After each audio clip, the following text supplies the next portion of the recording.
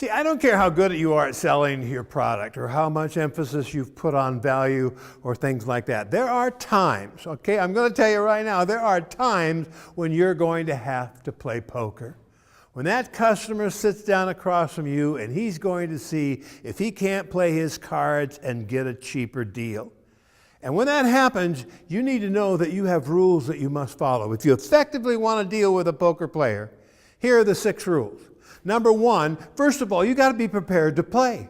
You have to know what his hand might be before he even picks it up. You've got to consider all the things that he might bring forth to try to weasel a little more price out of you and be prepared to answer that. Number 2, when the question comes up, when the challenge comes up, show no hesitation. Don't hesitate at all. Be ready to pounce on that guy right away. Be able to jump right in and give the response you need to give, because that's going to show to him that you know what you're talking about. That you know what you're talking about and you're willing to dance.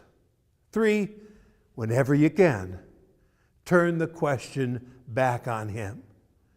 If he says to you, "You mean that utility tractor is going to cost me $35,400? What do? Right away you jump, no hesitation, you jump in and say yes, and then you turn it on him by saying, "Isn't that great?" What's he going to do? You've asked him a question. You've caught him.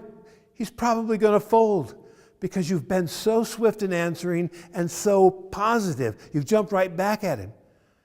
And along with that, as a reflection of that response, is this: keep your answers as short as possible. Don't give them a dissertation. Don't backtrack. Don't go over a plethora of other things to try to answer the question. Answer it directly, and make the answer short. And when you answer the question, number 5, keep silent. When you throw it back at him, don't say another word.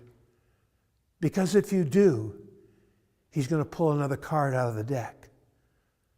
Allow the silence to force him to respond to your answer or to your question.